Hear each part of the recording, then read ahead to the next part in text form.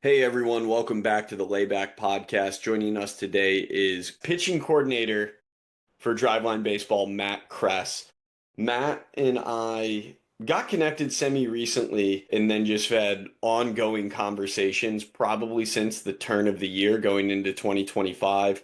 Heard his name come through a couple emails from players and parents just say like, "Oh, you guys need to talk to this guy."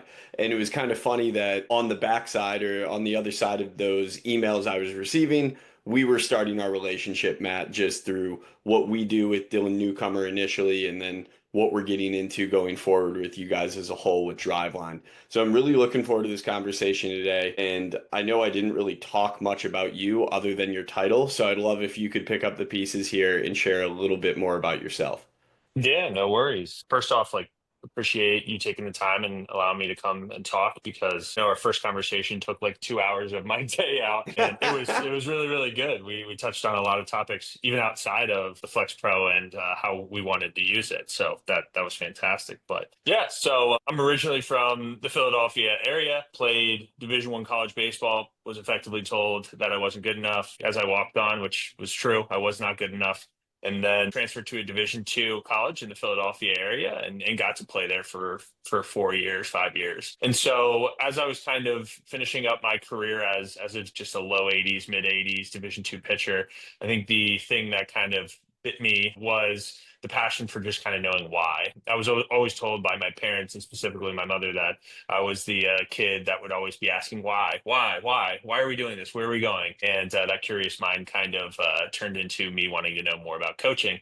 And so after my career, I was pretty sure I was done. I was like, I'm not interested in playing. I'm not good enough, but I am very interested in helping others to try to push their career forward and such. So I had been working at a facility at the time. It was known as Maple Zone Sports Institute. And since it has moved, but was working there and got connected with Bloomsburg University and the head coach there, Mike Collins, who's been there for a long time, and learned about like just getting like a GA, right? A graduate assistantship. So went there for 2 years and got my master's in education and leadership, which was fantastic. I really enjoyed the learning that I got to do there, but also got to get my teeth kicked in as a pitching coach and I'm a bright-eyed and bushy-tailed 20-something-year-old thinking that he knows everything. And thankfully, Mike gave me the opportunity to trip up, make some mistakes, learn from those mistakes, and continue my baseball career. And that was fantastic. So the 2020 year, my first year, of course, got eaten up by COVID, which was unfortunate. I felt that we really had things going well.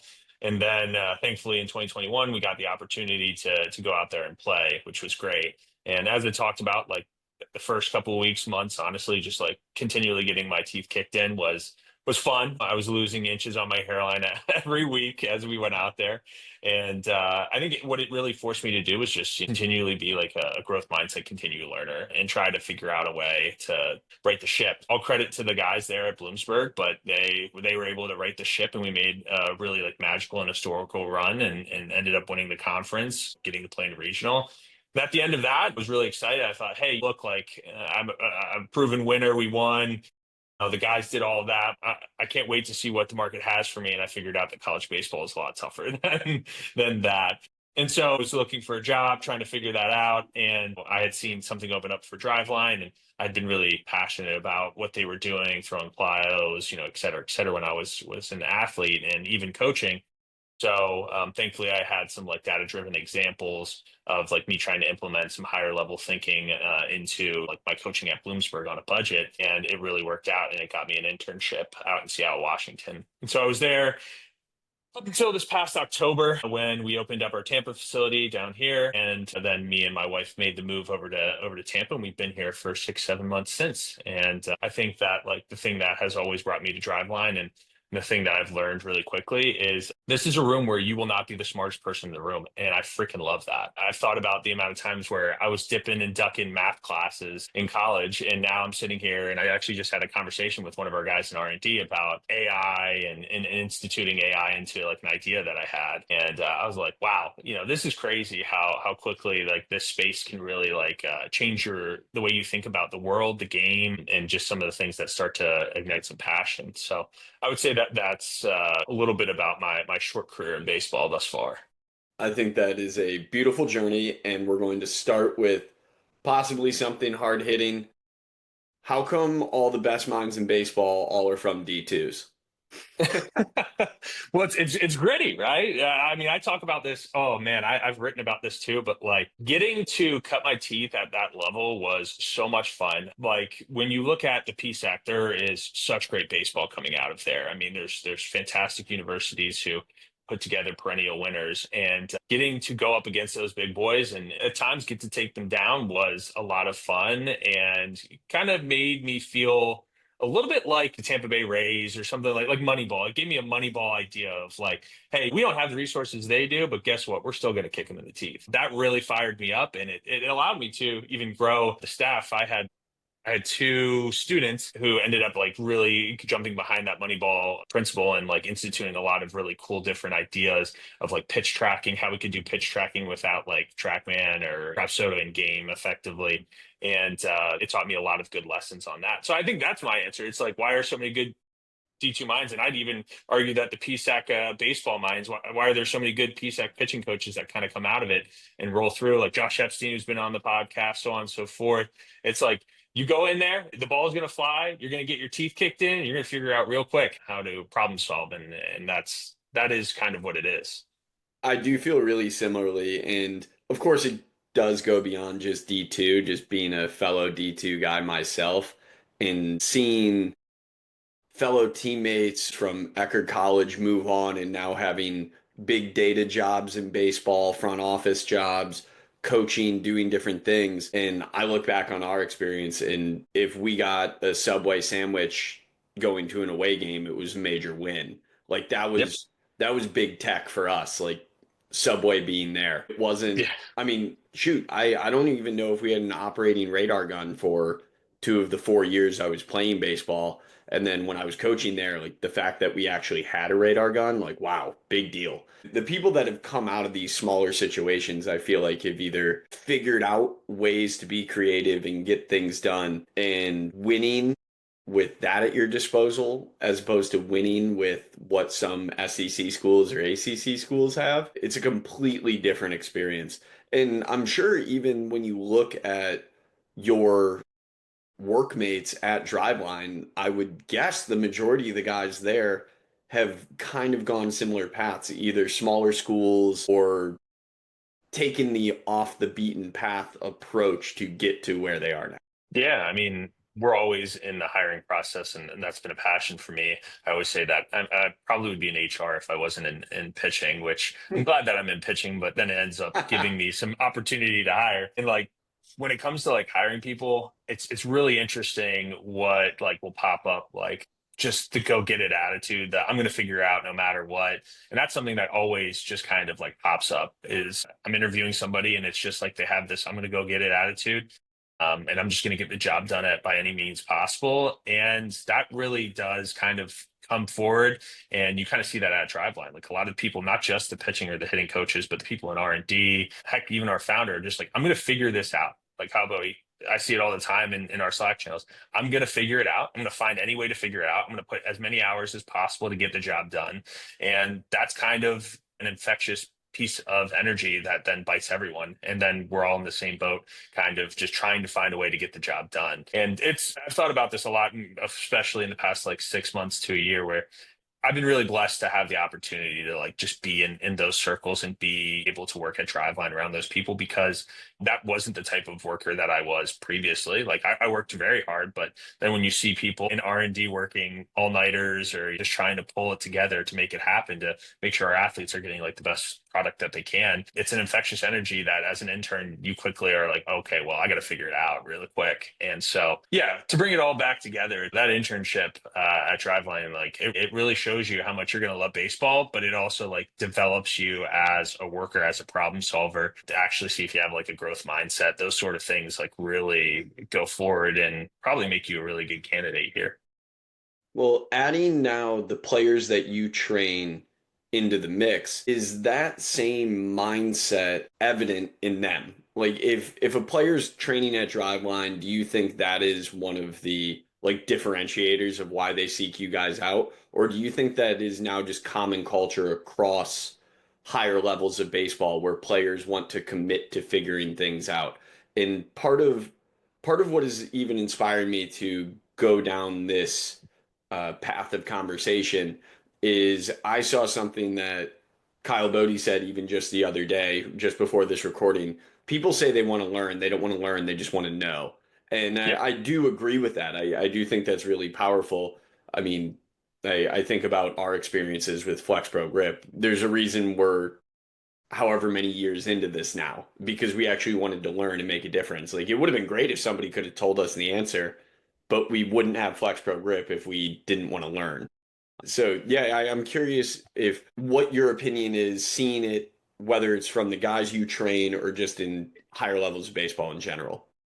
Yeah, I mean, there's definitely a subset, right? And I think that the people that are end up training in Driveline, I think there's times when they know they have an issue, right? They know that there's something that's holding them back, but they're really just like unable to pinpoint what it is. Or alternatively, they have an idea of what they think it is, and then once they go through like an assessment process with us, they figure out that it's something else, and so they're not able to get that sort of data at other places. And so I would say there is a lot of people who have really curious minds and want to know the intricacies of our assessment process, how we think about the game. And I think that also adds to like a really fun culture where you're just with a bunch of people who are trying to figure it out, right? That's not everyone, but the best of the best who really get the best bang for their buck coming here training, just trying to suck as much information as they can to make themselves better. Those are the ones who end up like really seeing the gains and the fruits of their labor.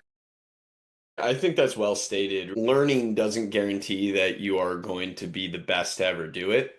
Even like looking internally, some of y'all's greatest success stories are probably not the Travis Bazanas or whatever, some big league guy that comes in. The greatest success stories are probably a JUCO pitcher that is able to extend his career by a year, or a high school kid that's then able to play college baseball with no pro projection whatsoever. But those are probably like the most amazing cases, or where you see an athlete really internalize their process and make a complete change on the trajectory of their career.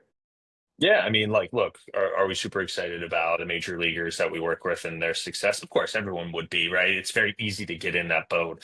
But I think that some of the most fun is seeing like a JUCO kid come here and find a new level, and then he gets an offer that he never thought he could, or things of that nature where somebody like really puts the time, the effort. And I think that there's a really good quote, and I might butcher it here, so I apologize, but from Casey Weathers, which is hard work doesn't guarantee you anything, right?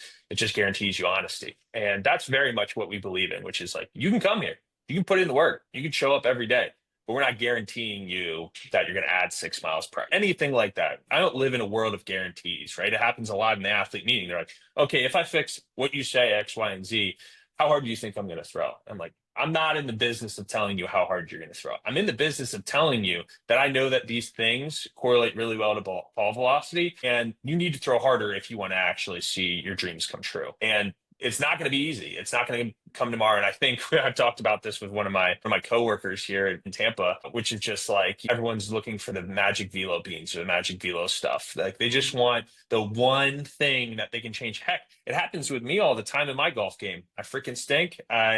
I'm slicing everything.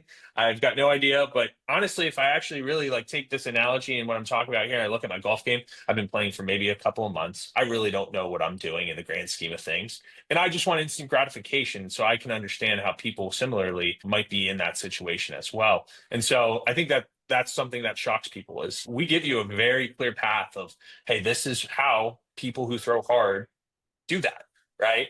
But now, right, the answer is that you're not going to fix this tomorrow, right? You're not even going to fix this in a couple weeks. Like you got to stack a lot of good days, good weeks, good months, good years, and then you might get the honest reality that hey, you're not actually going to throw any harder, or hey, yeah, you did, or you didn't gain as much. Like those are all probabilities and outcomes that come out every single day on the floor here at Driveline. But I think that when people come into it and understand that we look at that world in like probabilistic ways, and that's kind of just how we break down player development, then they very much understand, okay, nothing's given here, but we do have a clear plan of how I need to go forward and try to chase my dreams down, which I'm totally down, and I'm always down to talk to athletes about that.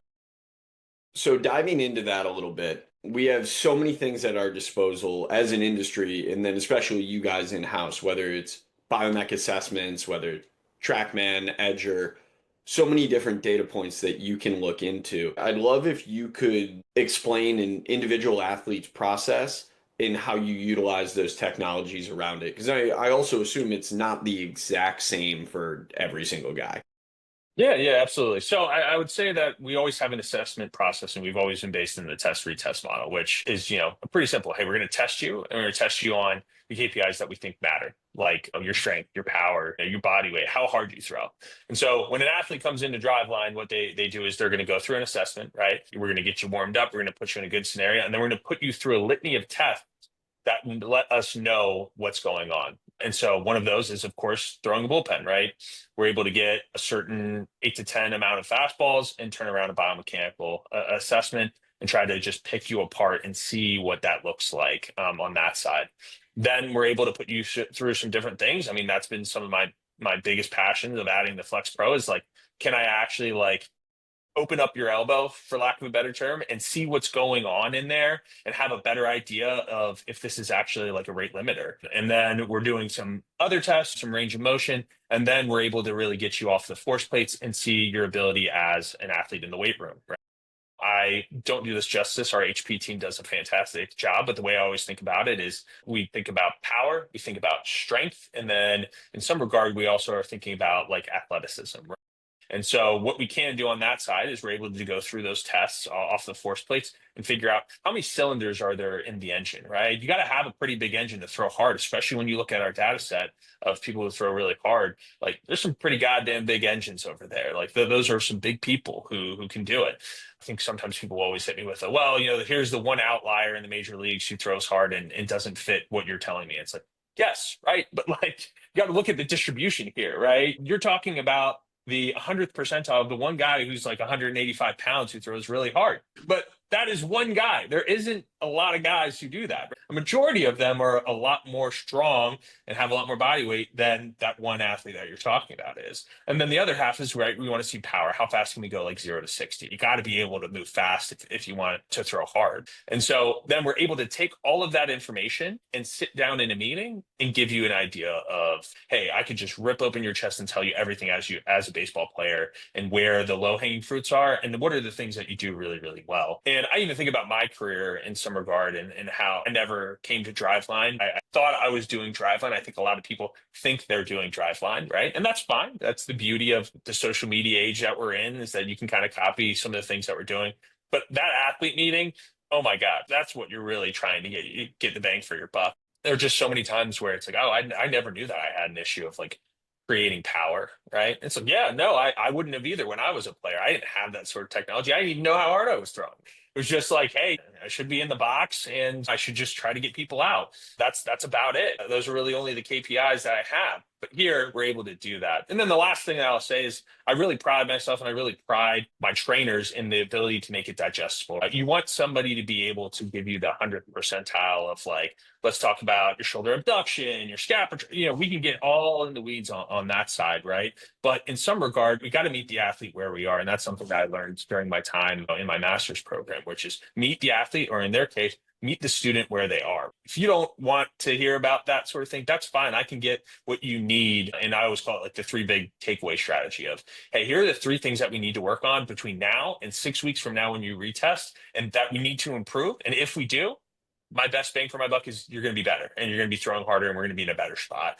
And so I really pride my trainers and the interns that I get the chance to coach up and being able to understand like the high level conversation and have like a really high conversation about something like seam shifted weight, for example, or command. But then alternatively are able to turn around with a high school athlete and be like, hey, X, Y, and Z. We need to do these 3 things or else we're really not moving in the correct direction. And everything else for now, it doesn't matter. Let's focus in on these 3 things and chase them down. And then in 6 weeks, we'll reassess where we're at. I think most of the industry as a whole generally operates with a more is better approach. Now, given all the data that you guys collect, how do you use it interpersonally versus intrapersonally? And maybe some of the points that you collect, do you care more about it comparing an individual to the masses And then in other situations, are you more comparing the individual to himself? Yeah. I'd say both happen, right? And I think that a really profound idea that kind of encapsulates kind of what you're talking about is, and this is something that me and my team have worked a lot on, is the hierarchy of needs, right? We talk about hierarchy of needs to throwing hard that we generally see, right? And so at the bottom of the pyramid, what I always call like the base of your house, are things like your strength ability, your HP numbers. That test that you're doing in the weight room is a really important piece of the puzzle. And then two is recovery, which if you're not sleeping and you're not eating correctly, it's really hard to throw hard.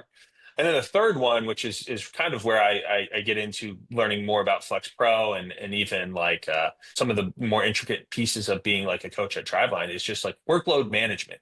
Are you able to withstand all of the high effort throws that you're going to have to make in a season? And are you able to manage those workloads to hopefully like move yourself forward and throw hard when your name's called? So those three things end up being like the base of the triangle. And I think sometimes that's like honestly like a really hot take. Because if I was to like walk out, I feel like a lot of people would be like, oh man, like the base of the triangle is like, do you move efficiently? And what I always say is like, yeah, no, absolutely. Like that is an important piece of the puzzle. If you're 130 pounds, you blow out every single day you throw, and you're not eating enough calories, staying up until 2 a.m. playing Fortnite, we just got issues, right? We got major issues before I really need to even like talk about your hip shoulder separation or your lead leg block. But using that hierarchy of needs strategy allows you to cross or check off a lot of those lower ends of the hierarchy of needs, and then understand, okay, now I'm in a position where I know that these things are really dialed, and I can actually like really dive in with the understanding, knowing that like nothing else behind me is a rate limiter. And instead it's probably something over here, like on the biomechanics side. And so that was something that we spent a lot of time and effort on. And look, like that doesn't get clicks. I understand, right? People don't want to talk about general philosophies of how you're breaking down player development. But like without those three pieces of the puzzle, man, it's an uphill battle. It's a really steep uphill battle to throwing hard. One piece I want to spend some more time on there is that, I guess, rebuttal you often get about movement efficiency. And I do believe efficiency is kind of a hot topic because, sticking with the intrapersonal and interpersonal theme, there's efficient for an individual and there's efficient based on what we see for the masses and what we expect to see, whether it's hip shoulder separation or the lead blade block or horizontal abduction and adduction, extension, all these different things that are, it's weird to call them buzzwords in the industry, but until they're better understood, they're probably more buzzwords than they are actual measurements and positions that athletes need to get into. Right. So, how do you, when you have the database, you know what generally produces high velocities or greater outputs, I guess, for lack of a better term, maintain the individuality of a pitcher or something that makes him successful? A classic example might be a Chris Sale. Shoot, a perfect drive line guy, Mania, right? So Mania, who steps incredibly across his line or midline of his body, releases from a low height. There is no youth coach, high school coach, probably even college coach in America that would ever teach that. But it now makes him an outlier and has brought him a new level of success in Major League Baseball. So how do Right. you guys find that as a possible lane while still looking at the database that you guys have of what normally produces quote unquote success? Yeah, I think on one end, you just have to be under the reality that you don't have it all figured out, right? And that's something that like I really pride myself and hopefully a lot of my trainers. Like, if we don't know, we don't know. It's fine. We can chase down an answer, and that's what ends up these big rabbit holes where you spend 3 or 4 days, just trying to chase down some answers and figuring out some of the deeper intricacies of the game. But even somebody here, like Sean has like a really low slot, like Chris Sale, like those sort of things. There's two things that I think about. One is if you are able to like make models that are able to pick up on some of those things, it's easy to understand that like outliers like make them the way that they are, make them successful. I think I'm going to flip this to a little bit of like a pitch design sense. If you have a Stuff Plus model, I know that's kind of been a hot topic, at least in our doors in the past couple of days. Like you should be able to see the outliers and grade them for what they are, right? If you have a super low release height and you're super crossbody and there's some sort of deception going on there, if you have a really dialed in model, it should be able to like see that and pick up on it and then be able to grade it correctly for what it's worth. And then alternatively, I think that there is a level of individuality. And I think that the way I think about the game even comes back to like the hierarchy of needs, which is like if you've checked a lot of those boxes on the bottom levels, most of them are strong. Most of them should have recovery figured out. And then workload is generally something that I actually spend a lot of time talking to professionals about. But they've gotten there, and they're a reason that they're there. So I think about in those situations that I'm trying to work around the margins. Or I'm not trying to do wholesale changes, trying to fix somebody. That's not the business I'm in. I'm here to add. I'm here to be an additive piece of their career and hopefully allow them to move forward. So I think that going into those situations and having the understanding that I don't have it all figured out, I can ask good questions. I have a hell of a research and development team that's willing and able to help me try to figure some of those things out, allows me to up my game and then understand that like fixing somebody that's crossfiring isn't going to be worth my time. It's something that makes them really interesting and an outlier in some other areas. And I need to be aware of that and move forward in their training. I guess that's kind of the beauty of models and projections in the sense that you could check on something that you've seen before, or of course there might not be a similar or the same case, but you can at least go through the database that you have and figure out, is the juice worth the squeeze? And then ultimately determine what is the most effective course of action. And because of those models, you can determine where success might come from. I suppose you could say if we got Mania to go more towards home plate, maybe he'll throw a mile per hour harder or something like that. I don't know what projections or models would say on any of that, but just picking a velocity. Maybe it's 2 miles per hour harder. But great, then he throws the same thing as every other guy and he loses on the stuff side. Although velo might Right. have increased, all the deception goes away in uh, different other characteristics that can help define somebody's success. So I Right. guess in a sense, this does kind of round out the intrapersonal versus interpersonal that I wanted to get into. You still want to celebrate the individuality a guy has because ultimately being different is going to be a decent predictor of success. Right. If no hitter has seen what you do before, at a minimum, it's going to be uncomfortable. Yeah. And I assume then from a coaching side, if you find something that is different, you want to celebrate that or Yeah. you want to continue to support that however you can.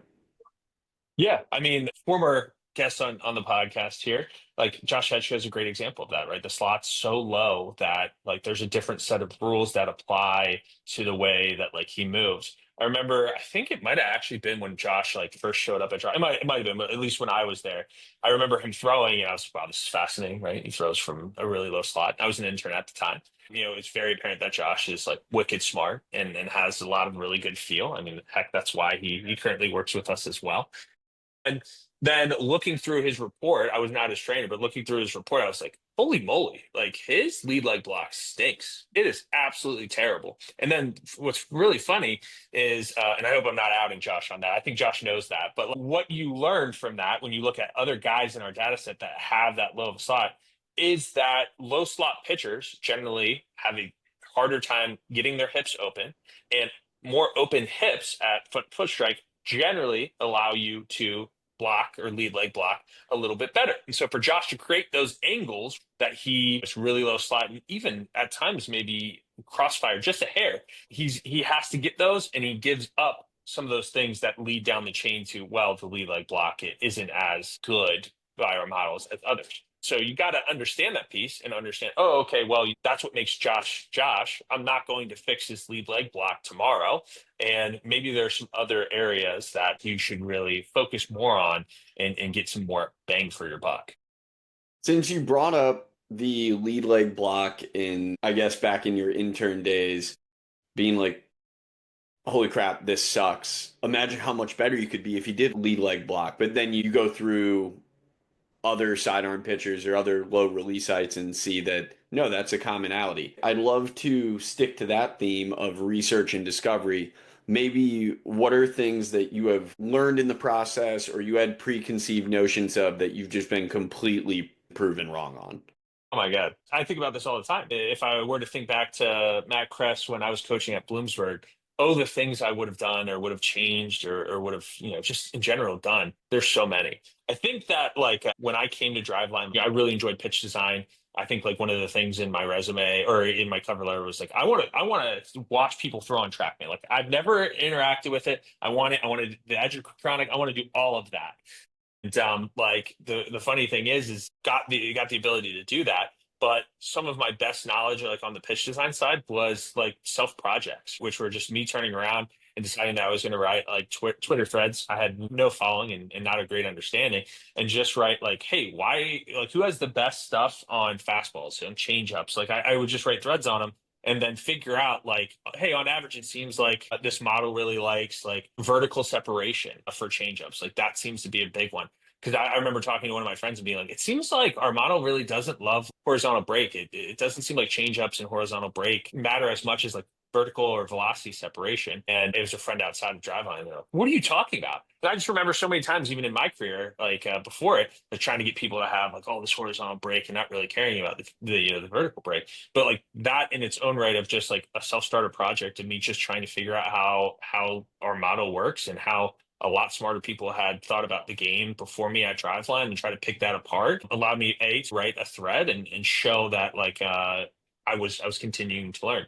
I think that happens every day. Even topics like workload management, elbow health. That's what kind of brought me to texting you and talking for 2 hours, which is just like I know I'm not great at writing throwing programs or understanding how the elbow works or workload management as a whole. So what are some resources that I can go down and talk to? And it basically led me onto Dylan Newcomer's door, right? In Washington, because he's our PT up there and does an absolutely fantastic job. And sorry, I know I'm kind of like spiraling here, but it just like it opens up so many things, even like on the rehab side, where you're just like, I see how Dylan runs, like, in my opinion, an 80 grade rehab program for somebody coming off TJ. Like, aren't there lessons that can be applied to generally like somebody who is healthy and throwing from that? And I personally think the answer is absolutely freaking yes. And then it's just a matter of like, okay, well, how do I do that with my own athletes? How do I dosage some of those things? And then just like be in those rooms with people like Josh, Dylan, and a lot of other really good people at Driveline over time. And again, just like be in a room where you're not the smartest person in the room and you can just be a sponge and kind of suck up that information that they have and continue to have those conversations and apply it to your own day to day. Celebrating what you said about rehab and using some of those principles even in performance, some of the conversations that I've had lately, and then athletes that I've dealt with who are either returning to play or, as you mentioned earlier, the social media age of baseball where you get online and you see a new pitch grip that you've never seen before, or on Pitching Ninja, someone throws some 21-inch H break sweeper, and everybody's like, oh, I want to do that. So, with that, do you think a ramp up needs to be utilized in a sense when a new pitch is added to an arsenal, even if an athlete already has been built up for their season? Yeah, I mean, this is something Dylan Newcomer has talked about a ton. At Driveline, we'll get really excited because the answer on pitch design is generally like right in front of you. I've talked about this a lot, even with my team, where there's a process in which you should be thinking about pitch design. It's not just like, hey, I see a negative 20 pitch break slider, and I just want to copy paste, copy paste, copy paste, right? And I call that like the stuff age. We're still kind of on the back end of like the stuff age of like social media and baseball analytics, and that's fantastic. I love that. I think that that's fantastic. You see so many stuff models on the internet. Like this is really good for baseball overall. But then what you quickly learn is that there's a lot more that goes into it, right? I always talk about slot. Hey, your slot matters. Where you're throwing from matters, and you should be able to look at. And I do this all the time, which is look at everyone in, let's just say, like Major League Baseball or the group that you're trying to look at a similar slot. And then something that I talked to you a lot about, which is just look at their bias and then see what your answers possibly could be. And then that's basically the way that you're thinking about pitch design is, oh, it seems like people with this slot and this bias tend to gravitate towards this pitch. They throw the sweeper. So I think that this is something that could be worth our time. And then on top of that, because I know that wasn't really quite what the question was, you figure out that this is a possibility. And I trust me, I've been absolutely guilty of this as well. It's like you get so excited that you have the answer and you thought it through time and time again that you just want to throw it until the cows come home. Hey, I want to throw it tomorrow. I want to throw it like 50% of the time. Like, this is so cool. This is so exciting. And I'm down. I'm there with you. Like, I understand that. But something Dylan has always said to me was just like, well, what about like the ramp up of adding like that pitch to your arsenal? It is a fascinating topic where it's like you can't just go into live ABs or to your next pitch design and think, I'm going to throw like 50 straight sweepers. Like, the amount of stress that that's going to put on your arm in places that possibly you've never even quite engaged is a probably like a less talked about topic when it comes to like even like the pitch design community. I'd even further say that like the idea of understanding what the biases and what the slots are is a higher level thinking of developing an arsenal that also includes like, hey, what about command? Like, it's great. Right. I talk about this with my guys sometimes too, where it's like, it's great that you can throw a sweeper, but should you throw a sweeper? Do you know on average the ability on stuff or on command? I always talk about this continuum as well, where it's like, is this pitch generally a stuff pitch on average, or is it generally a command pitch? And if you add this, and I add a stuff pitch to a guy who has really bad command, and you add a bad commanded pitch, you got issues. This makes the issue even worse. So we need to think about this more critically. So altogether, we did talk about some general pitch design philosophies that, as you can see, I'm very passionate about. But a big part of it is also slowly dosaging it. I had an athlete that we were doing with that this season, and he was in game, and I was like, hey, I think that like a short breaking ball is kind of the answer. And slowly dripping that into your arsenal and not just thinking that you're going to walk into your next start tomorrow throwing like 50 straight cutters and that's going to be your answer. No, it's going to take time, and think about this as a gradual progression of you adding this pitch to your arsenal. Hot topic in there is command. Oh I yeah, let's go. know, yeah, yeah, you study, I'm sure you study a ton. You probably are looking at it constantly. Some people think it's natural, some people think you can train it. I'd love to know your thoughts so far, maybe things that do work, things that don't work, how much of it is mechanical, or is it just a Yeah. complete spectrum?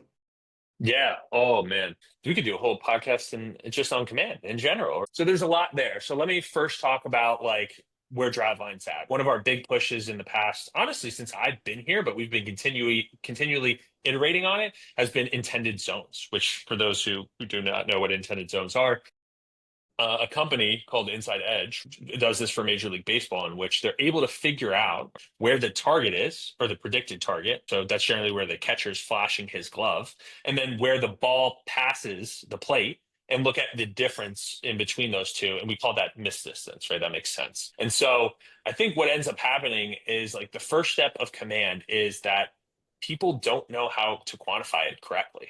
Like, sure, walk rates, like I'll still look at walk rates at time, and walking people is not good, right? We don't want that. But a piece of the puzzle is understanding, like, are you able to hit your target, your intended target? And so that's what the intended zones is really about. And then furthermore, as we've kind of built it out, it's been how do we make this like an interactive piece of your bullpen? And if you come to any of our three facilities, Arizona, Washington, or Florida, you'll see we have a big mat at home plate, and it's constantly talking to the track man and showing you where your intended target is. You can set your intended target and then where the ball passes by. And then we have like effectively some different ways to be able to show you where you're missing. So all of that to the start of understanding command, or even getting involved or dipping your toe in command, is how do we quantify command? And so that has been one of the, like the really cool pieces of being a part of Driveline. Now, secondarily, you run into, well, that's great. You know, the sample size that you need for command to stabilize, which is generally like 50 pitches for a pitch type. You know how you're going to track it. You know how to do it pretty easily, and that's been with our projector. And now we've kind of built out an app that's able to do that, and that's a big kudos to the R&D team and the BB ops and all the back end that Driveline has that's able to pull that off and make a really cool product. But now we move into the phase of how do you actually train it? Okay, And I do think that there is like an innate ability to command it. I do think that like there's a spectrum. If we're going back to the 20/80 scale, 20 is somebody who's like completely yipped up. And that's probably like a mental skills and mental performance command fix in some regard. Or that's probably like the first spot that I would start. But then of course, as we see, like there's levels to this. Okay. Now there's people that have below average command, and above average command. And so what I'd say is now we're in the world of, okay, let's think about how we can actually like train commands. I feel like I've been name dropping this entire podcast, but this is how much I enjoy but being here. But we actually had in this past Sabre conference, Jack Lambert and Connor Pelletier, who did a really cool study on mechanics and command.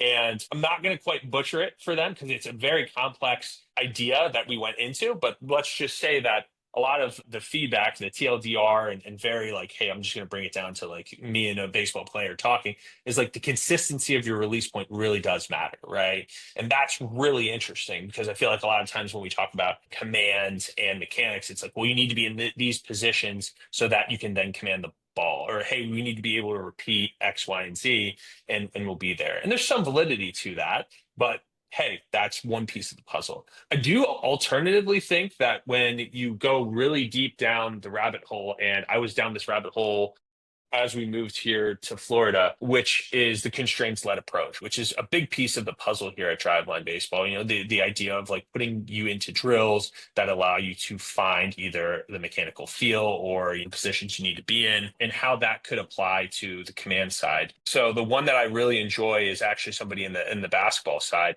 is Alex Sarama, who is a player development coach for the Cleveland Cavaliers and has, I believe it's called Thinking Basketball, is his podcast and his brand. And when you look into his stuff, it's very fascinating. He's talking about just rethinking how you actually just like coach in basketball. And I got the opportunity to talk to him. We all did at Driveline. He's a good friend of Kyle, and picking apart his brain on the similarities between like shooting in command, I think is like a really interesting piece of the puzzle for me. That in your ability to shoot, something that I know Daryl specifically is really good at, seems to be similar to the idea of commanding a baseball. And so how would you improve somebody's shooting percentage? And I think that there's a lot of interesting stuff on like differential learning that kind of kicks into that, where it's the idea of different balls, different weights, different sizes, whether that's like for shooting or even for throwing. And we do have products in that realm, but then it's about like creating different environments that you're able to even train command. So anecdotally, a lot of what I've done and what I think about with my athletes is, okay, well, how can I make command a game? An everyday game. And so if you were to walk into our Tampa facility, you would see a lot of targets on our net wall that we throw our plyos into, a lot of targets in our long toss wall that we throw into. You've even talked about how could we like gamify the intended zones on the day to day to effectively have guys on a recovery, a hybrid B, like some lower effort days, continually work on right throwing to a target and then hopefully getting feedback off it. At some points, it's just impossible. But throwing to targets in its own right, and then changing the implement or changing the people will call it athletic throwing, changing the way that you're actually executing the throw to the target is something that I tend to do a lot with my athletes. And I think if anything, of course, it's fun. A, love that. But B, it uses some of those principles that like Alex Sarama's talking about to hopefully get the athlete to understand where your intended zone is and then really lock into it and then honestly just compete. Hey, let's compete. Let's hit this target. Let's stay within our ranges for velo and for effort, but like let's compete today and actually improve on this a little bit. Adding what Daryl's feedback would be here. So for those of you who don't know, Daryl Morrow, co-founder of Flex Pro Grip, was quite the basketball player in his day, and that's probably putting it mildly. But Daryl's response here would be just extreme simplification. That's what he goes to anytime he talks to anybody about shooting. And I guess if we're going back to more the mechanical side, it is kind of funny back when Daryl and I were running a facility and working with pitchers, he like didn't understand why people had poor command because for him as a shooter, it was just a matter of doing it, eliminating unnecessary movements, and then just getting comfortable with the task. So I know there is a rep component to it, But it is kind of funny. I've been engaging with this one high school player that we work with who has unbelievable talent. He's a sophomore in high school that's topping 92 miles an hour right now. And there aren't many sophomores in high school that throw 90 to 92 every time they pick up a baseball. He'll K nine guys in 4 innings, but he'll also walk six. So he never Yeah. gives up a hit, but he doesn't really know where the ball is going. And it is kind of interesting talking to him and trying to figure out what he's struggling with. And some of it is even understanding where he's trying to throw a ball. Like I'm Mhm. asking him, like, where are your targets? Where are you having your catcher set up? What's the thought process? Then from your side, or how often, I guess is the better way to phrase it, how often are you encountering pitchers with no real concept of what is controllable on their side?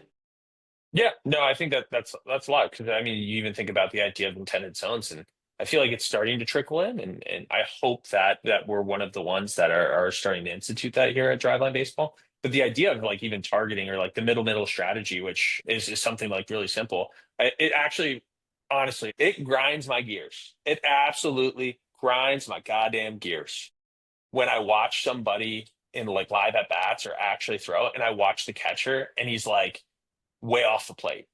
And I'm like, what are we doing? What are we doing? Like, you understand that, like, that they should set up, they should give you a target, right? And that's the target that you're going after. And then on top of it, if somebody doesn't have good command, that like we just got to sit middle. That was like the Tampa Bay Rays strategy for a long time. It still is in some regard, where if there's minus command involved here, we don't have to get too cute with the ability to move the catcher around or even like get on the corners of the plate. But then you watch your everyday game and like they're giving signs and then they're setting up on the black and you're like, man, this guy can't hit the middle of the plate, let alone the black. Like, what are we doing? Like, why are we doing that? And then even to take it like to another level, right? And this is something that I had an athlete recently kind of struggling with command, and we were going back and forth while he's in season in college. And I knew it was a piece of the puzzle that we needed to work on. And so I had like a lot of back end data. And here you go, the beauty of like AI is I was able to take all of the CSVs from his pen and create his miss map. And so what I asked him was like, hey, where are we aiming? Like, where's the location that we're going after? And then I said, what's your general miss? And he had a good idea of like what the miss was. But I was like, okay, have you ever played the miss? He's like, I'm sorry, what are you talking about? I was like, have you ever played the miss, right? Because part of this is like your ability to shrink the miss distance and hopefully be able to hit your target. But another part of it is just like the idea of like, okay, I generally know where this is going to miss. So I'm going to change my sights so that I'm going to hit more of the meat of the plate. And he was just like, no, I've never thought of that. I mean, I understand. I probably would have never as well, but like, why don't we just focus on like the targets? And so for him specifically, it was not just an arm side, but it was a vertical miss. So missing up from his intended zone. And so I said, if anything, like you just got to be shooting knees, right? Because like that's all we need. We need that miss to play into the meat of the plate. And at that point, don't give credit to the hitters, right? Even if you actually do throw it middle, if they're good, they're only going to get it like 3 out of 10 times or something like that. So just play your miss and play your game. And so I think even like that feedback, maybe it didn't end up like fixing the issue by any stretch of imagination or fixing like overall, like making him the ability to command better. But even that game that you're playing internally of knowing what your misses and having like a lot of longitudinal data on what's going on is a fascinating game that I don't think many people are playing yet. And I hope that player development community starts to move in that direction. I'm relatively convinced that we're talking about the same player because that's basically the same exact scenario that I've been working through with this guy. Just significantly less data on our side, just more verbal feedback. But what you brought up there, in saying that it doesn't necessarily fix command, it just allows the athlete to take advantage of what his current situation is. I would even push back on that and say it might not fix control, but it likely improves command, or however you want to use those words. Some people use them Right. interchangeably.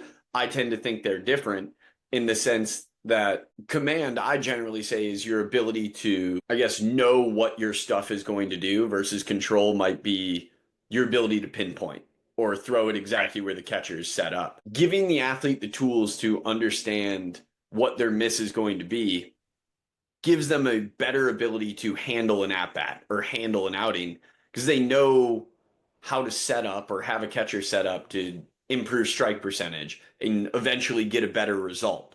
Or they know what the chase is going to be. They know why am I going to have the catcher set up for my slider to always be a strike if I know I don't want my slider to get hit anyways? So maybe we can move him over so we know that my natural miss is pulled across the plate. Whatever. I want that to be a chase pitch anyway. So let's just lean into that. I do think this is probably moving the goalposts on the discussion a little bit, but even from what I'm seeing, I think strike percentage might be an over sensationalized concept when it comes to the idea of command. And I'd love to hear your feedback on that. Yeah, I mean, absolutely. I think on one end, if we were talking about this at a higher level, we have like a world where we're doing advanced reports for major leaguers. And so we're talking about what are some KPIs that we want to see so that like we can keep up on it. And so like count leverage is a thing. So winning your 1-1 counts, your 2 out of 3s, your first pitch strikes, like your high school coach was probably talking about that. Mine was too. And like that's fine, right? That is a piece of the puzzle. Count leverage and the difference between an 0-1 and a 1-0 count is insanity. But yes, I do think that like people actually forget that like you can get a strike on a pitch that's not in the box. That is a possibility. We want to be able to shave all of that down, right? Take all of like a foul ball, take all of that, shave it off, and I just want to see your ability to hit the target. And that's something that intended zones does allow you to do. So I like that piece. And I think even what you said there was really good about like there's two pieces of the puzzle here for us. There's your ability to get a good miss distance, your ability to actually hit your target, but there's also the ability to like play your miss or make sure that the pitch is in the correct area that you're not going to get absolutely creamed. And so those are the two different pieces of command that we've really been focusing on recently, where in some regard, playing your miss is the latter of those two, and just playing your miss and making sure that you're not going to get killed is like part of the strategy of general command. I think that like the idea of miss distance is just like nobody talks about. Nobody talks about. I remember being at ABCA. I've been at ABCA working the Driveline booth for like the past 2 or 3 times, and I think 2 years ago we were starting to like do this projector idea of like projecting the strike zone up on a mat, and I'm like, "What do you got in commands?" And everyone's just like, "I don't know, strike percentage, like is walk rate," and it's just like, yeah, but like what you need actually like games to get that data as well, right? Like you need to go out and play games to see what their walk rate is. What if there's a world where you can just show up tomorrow at Driveline Tampa, you can see my beautiful face, hopefully I have enough coffee and I'm caffeinated, and you could throw a pen, and at that 50 pitch sample size, I can actually tell you like, yeah, your miss distance isn't as good as some others. Like it's a 12, and the average major league miss distance on a fastball is 12. It's pretty good. Or it's above that. Hey, this is really like a rate limiter for you. So yeah, I think that like people give strike percentage a little bit too much credit. So going back to what ultimately led us down this command rabbit hole, we were talking about things you've either learned. So now going back to the Hedgeka discussion of lead leg blocking, rabbit holes you've gone down in research, different things like that. What are some other theories that you've been able to test out, or even that you want to test out going forward if you're willing to share them? Yeah. I mean, how about I take it a different route? I'll tell you what I've been thinking about. What are my deepest, darkest thoughts about like the game right now? So Great. one of them comes in a pitch design sense, right? Which is I wrote a thread a while ago about like understanding how command plays into pitch design and not having that feedback. And we talked a little bit about this. Like there are general pitch types and they have general ways that they play at like the major league level just because we have data on that. And so I think that the world has gotten really into stuff. I already said that. But like there is actually, and I gotta write a thread on this, I really do, but there is a art to the called strike, right? And think about that. You might be like, what? A called strike? What do you mean by that? And there are certain pitches, right, that have certain action on them that get you called strikes. And that's an important piece of the puzzle. And the stuff model really like kicks up all this idea is stuff models are generally, and I'm just going to paint with a very broad brush. I'm not telling you that ours does this or yours or whatever. Stuff models are generally like chasing swing and miss, right? And they've gotten really, really hot, and people will chase the stuff. But then there's the issue of like, well, you got to be in an 0-2 count. 0-2 counts will give you a great ability to get a swing and miss. But like, what about an 0-0 count? What about a 1-0 count? What about batters with different aggressive tendencies? And so you see this a lot on like the scouting side, where it's like our scouting reports, which we've done like a really good job, credit to our team, our BB Ops team. They'll literally tell you like, hey, this hitter has first pitch aggressiveness and is very aggressive. And so that should give you an idea of like, well, I just can't groove a fastball. He's going to go after it. But alternatively, the one thing that I've thought about is you're in a two strike count and you're trying to be filthy and chase, right? And swing and miss when the athlete and the hitter is like low 2K chase, right? And so there's an art, the freeze and the called strike is what we call it.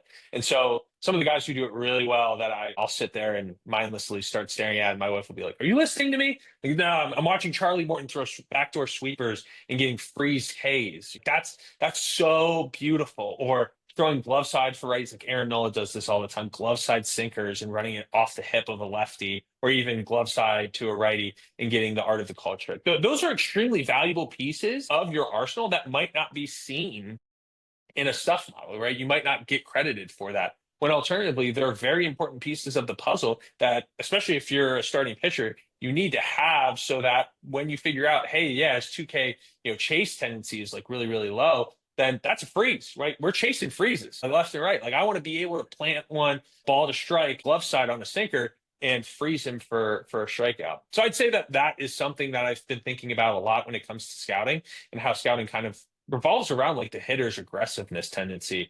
And that usually tells you a lot about like their ability and what you should or should not be thinking about throwing. So I've thought about a lot about that. And then, hey, I'll give you your plug. I know, right? A big a thread on like spin rate, right, in baseball. And so something that I've continually thought about. There was an era in baseball and that ended in 2021 when they banned the sticky stuff, where people would just effectively add pine tar or sticky or spider tack or whatever, and be able to like see different levels of their pitch like this. So you could just like throw a 21 VB heater just by your ability to like have sticky stuff on your hands. And I think that people are probably still using it. I can't tell you yes or no. I'm not in the majors, right? But what I will tell you is, and this was like the hook of that tweet thread, was what happens if there was a way to cheat, but it's not cheating. Like you can actually improve your spin rate, but it's not cheating. And so that's just something that I've been really interested in. I've talked to you guys about like, is there ability for us to increase spin rate with something like improving the flexors? So that would probably be the second one. And then the last one, right? I'll give you three. World comes in threes, right?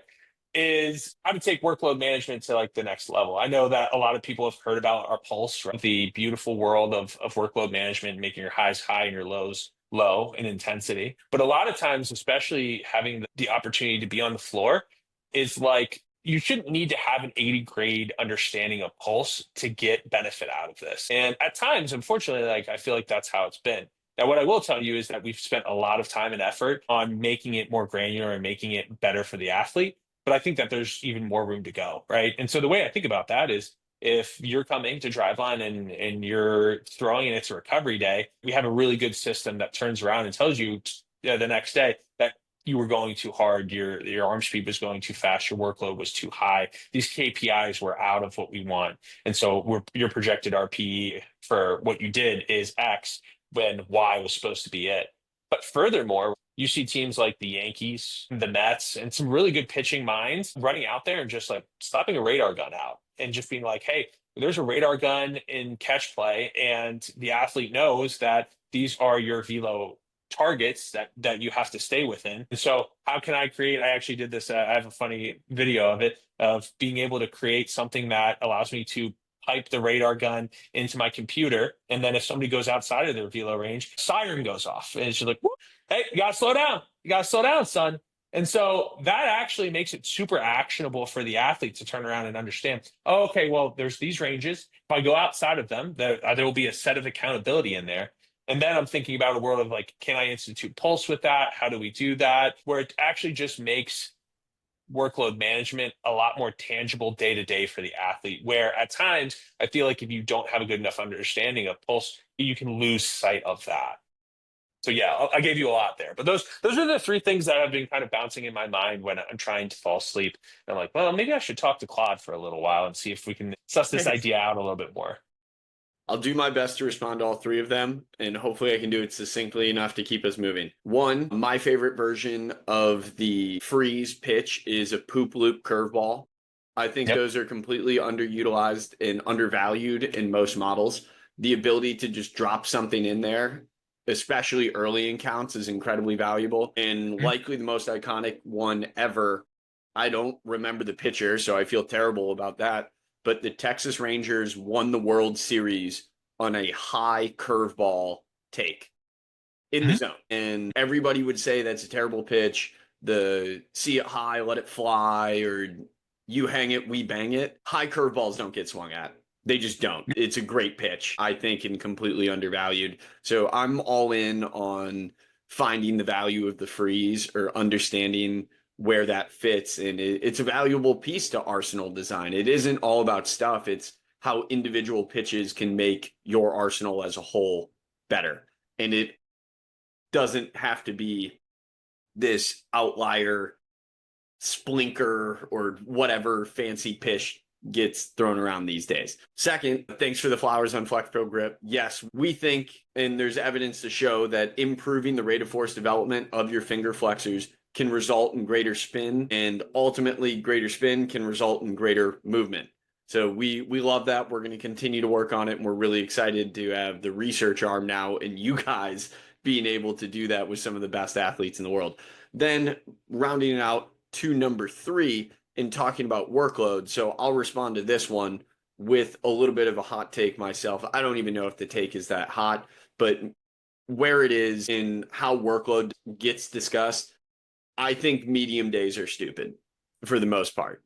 And I know I'm saying this on a podcast that people can take however they want to take. It's not just a private conversation. I think I just got animated with how excited we've been throughout this conversation. And when I say I think medium days are stupid, taking the headline of that and bringing it back down to earth, I think people and pitchers, throwers, whatever, in general, spend too much time in a range that is fatiguing but offers no benefit from a tissue tolerance perspective. So we look at this from the strength and conditioning side of things. We get tissue adaptations from a stiffness perspective or a Young's modulus perspective when we train at or above 70% of our maximum voluntary contraction. When we are below about 30% of maximum voluntary contraction, we can improve tissue quality. Now, throwing isn't lifting, it is a plyometric action. It's not like we're going through long bouts of exposure to a stress. It's very rapid. That being said, if we're getting above that 30% level, whatever maximum voluntary contraction would be when we relate it to the baseball throw, I believe all we're doing is fatiguing, but we're also not at a high enough level where we are getting our system, our musculature, our connective tissue comfortable with throwing hard or really doing the task that actually matters. And I would argue that 70% isn't high enough. I'm just using what we know from the strength and conditioning world.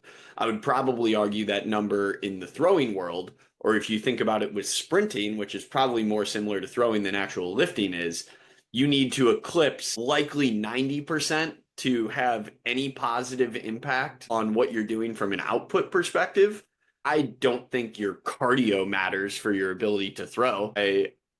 I'm happy to argue that with anyone. So I just think too much time is spent in this weird range of what is normally called mid-tier throwing. You have way more experience with this than I do. I just see No, it no. from the grip side of things and looking and reading throwing programs where I'm just left scratching my head, where I think guys are just walking away fatigued with no actual benefit for what they actually need to do on the weekend. Yeah.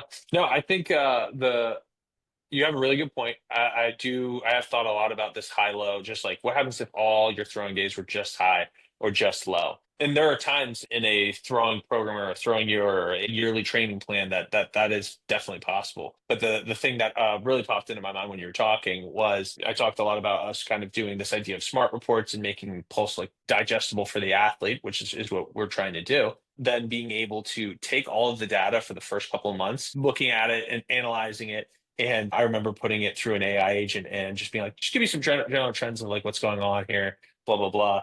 And it's just like, everyone blows out their recovery and their B, which we kind of knew because we would always sarcastically call a hybrid B a hybrid blow it out day, which is not that. Do not go home and think that a hybrid B is a hybrid blow it out day. It's not. It's not. It's a B. Okay.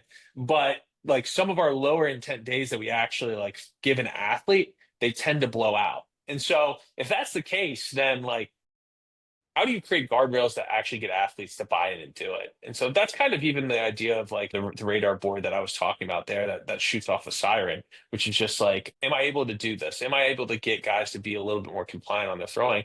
Because we do generally, I think that we need to do a little bit more study, but the idea is true that like if we're actually able to make a recovery day, we should be ready for like the high intense stressor days that are coming down the line and be better prepared for those. There's a lot of people that like know workload management, know it's a good idea, those sort of things, but they really haven't like opened up its chest and like looked at all the parts and see what's going on and how you're doing that. And I'm very blessed to have the opportunity to talk to like a lot of smart people in here that know a lot more than I. And we're chasing that down and it's very exciting.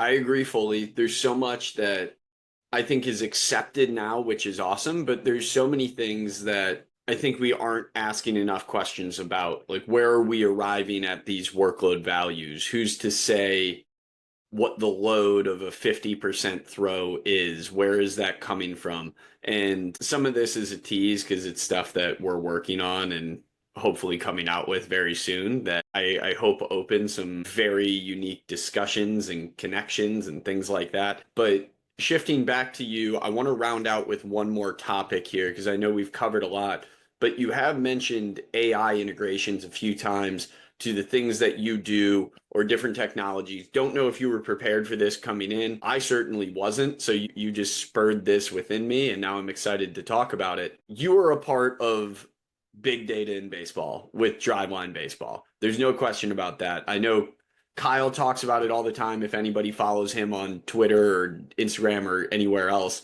I'd love to get your perspective on how AI can be implemented beyond just what you're doing. Maybe how it can be actionable for other coaches. Is it easier? Is this difficult? Is there something that somebody like me can easily implement if I'm coaching a team? Or is this still at the level where it's really advanced and you're with the smartest people in the industry, so you're able to do it? Yeah, no. So I'm definitely a very, very small part of the overall driveline like AI revolution. But I think that the thing, and this is where I'll start with it, is like when you see how much it can do, and you see the very smart people in our door that are able to create some really impressive things with it's just like undeniable that it can help. So for example, like we talked a little bit about like that radar board that I put together, that was done through AI, right? Like I generally know what's going on with Python, but I'm continuing to improve. But that is through, hey, here's my idea. Is this possible? Oh, it is? Okay. Let's write out some code and see what we can do and just like come up with a V1 and then I can create a project and continually reiterate on it. So all of that to say that it's really not that hard to use. And it's kind of beautiful in some regard that I can just sit there late at night and talk to an AI agent about what's going on and my thoughts about like a specific project. I've been known to do that. And alternatively, you can create some different projects that with specific knowledge that really like kicks up some good ones. So like I know that I had talked a little bit to you about like some people are able to see it, some are not, but like the amount of AI that's involved in like writing and Twitter threads and such. And so there's some AI slop out there, and it happens. But I think a lot of times when like AI came out, everyone's like, "Well, kids in school are just going to cheat and they're going to write their papers with AI." And like, sure, that's probably happening. But alternatively, like you can use it to your own benefit as an aid, right, to help you come up with ideas, better succinctly put your thoughts together. I know at times like I'll do that where I'll be very passionate or very angry about a topic, and I'll be like, here are my thoughts. Like, let's actually like put them together in a coherent way. And so a lot of times people who like AI is going to take over jobs and take over the world. Hell, who am I to say that it won't? the really cool thing that AI allows me to do at my job is it allows to see some really crazy ideas that I have to the finish line. And that's a really cool piece of the puzzle that I wasn't able to do when I started at Driveline. I wouldn't have been able to like even create something like funny, like a siren on a radar gun in previous years before AI really came out. And now I can just kind of chat with it, talk with it, think it out, educate myself on it, those sorts of things. The opportunities are endless, and it's kind of funny because now in my notebook I have my to-do list. I'm looking at it over here to the side.